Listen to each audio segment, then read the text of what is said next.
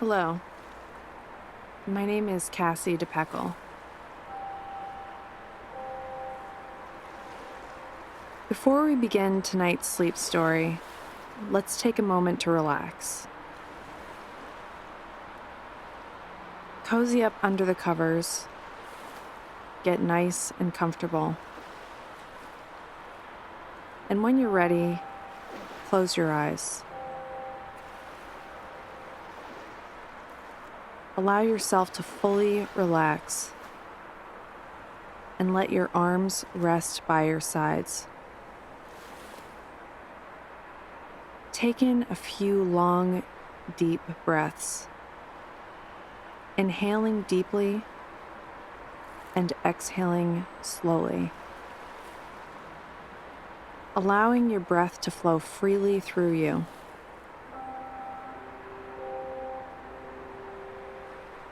As you continue to breathe, allow the bed to fully absorb the weight of your body.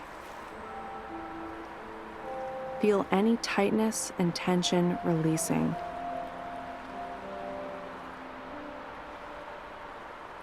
And now, let's begin tonight's story.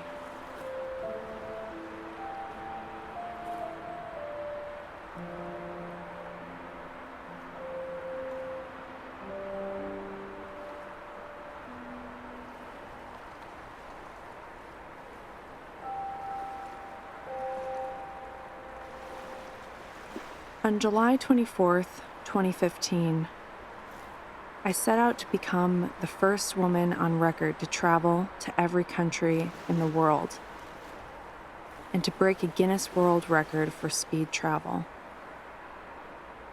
And on February 2nd, 2017, I did just that, breaking not one, but two Guinness World Records for fastest person and fastest female to travel to every sovereign nation.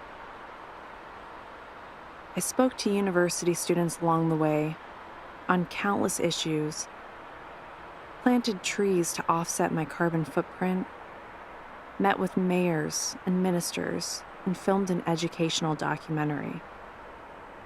Now, I'm a keynote speaker, brand ambassador, nonprofit developer, and I'm writing a book, among many other projects. But of the 196 countries I visited on what I called Expedition 196, this story has got to be my favorite above all. Just 2 weeks after finishing my expedition, I boarded something like my 290th flight for what would be a 20-hour flight down to Ushuaia, Argentina, a place whose motto is Ushuaia, end of the world, beginning of everything. They call Ushuaia the Fin del Mundo, or end of the world, because no other city rests so far south in the world.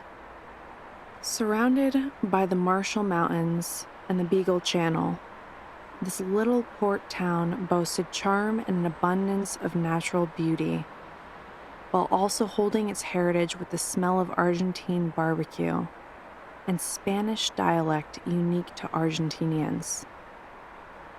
Little bed and breakfasts and the smell of salt and sea made this place one that I'll never forget. The streets were lined with little wine, cheese, and chocolate shops, and antique stores with trinkets. As I wandered around, I couldn't help but wish that I could come down here more often. The seclusion, yet close proximity to Buenos Aires, made this seaside town an experience in and of itself. I wasn't so used to seeing tourists, though. I'd just come back from the mainland of Yemen, being the last country on my expedition. And prior to that, the Middle East.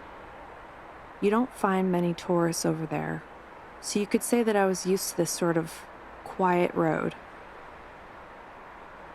Before our departure, I decided to make a day of the mountains. When deciding which mountain to climb, the locals told me to head to Glacier Marshall. Sometimes I heed their advice, but in this instance, I was sort of on time and ended up just walking around toward the biggest mountain I could see. This mountain ended up being Glacier Marshall, and I was pretty excited to find that out. The hike was steep, but every time I turned my head back, the view kept getting better and better. The clouds began to clear, and the view became snow-capped mountains in front of me, an ocean behind me. Along the route were a few empty log cabins. I imagine in the winter they cater to tourists ready for some good downhill skiing. I decided to veer off the beaten path and away from everyone else who was taking the suggested route to the top. Up through a barely visible trail amidst the tall, green grass and gorgeous fauna, I found myself perched atop a rock with the most fantastic view of Glacier Marshall.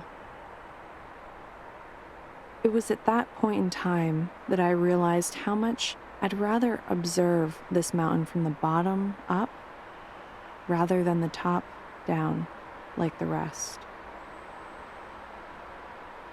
On my way down, I stumbled across this warm little log cabin restaurant called Refugio de Montana and sat down to a warm bowl of chili and glass of unmistakable Malbec, sending out some last-minute emails before I was cut off from Wi-Fi crossing the Drake Passage.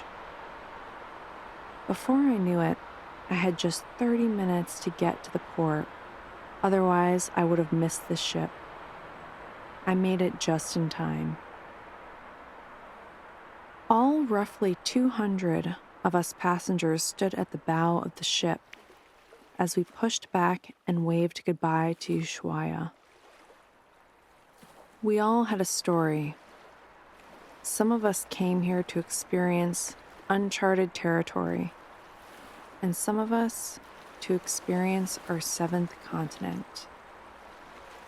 Some of us to escape our normal routines. Some of us to get married, really. But whatever the reason, the feeling in the air was euphoric as we set sail to cross the Drake Passage for 3 days before touching down on Antarctica. For the next 3 days, it was as if the world stood still. There was nowhere for any of us to go, no Wi-Fi to get work done, and our loved ones were all so far away. We had to find solace in the unknown while embracing our limited surroundings and the people around us who were also in the same boat, so to speak. Every night I rolled with the waves, and every morning I rose to the sun peeking through my porthole. My comfort zone had relied in the unknown for the past 2 years, so luckily I was able to embrace this disconnect. Every morning when I rose, I circled around the outer ship deck 30 times to complete my morning walks. Morning walks were what always kept me grounded on my expedition, and like meditation, cleared my mind. It was also a nice workout in case I couldn't get another one in that day. The first day was fairly warm and sunny, as was the second. But as we passed 60 degrees into the Southern Ocean, the temperatures began to drop. and the wind began to howl. By the third day, I couldn't make it around the deck due to the weather. I looked at this as an adventure. But when I went downstairs to the breakfast room, I noticed that not everyone was thrilled with having to walk at a 120-degree angle as they filled their plates with eggs Benedict and baked beans. I thought it was entertaining as I placed my hard-boiled egg on the table only to find that it had completely rolled off just seconds later. After breakfast, I headed back to my cabin and looked out the window. I couldn't believe what I saw next. For the first time in my life,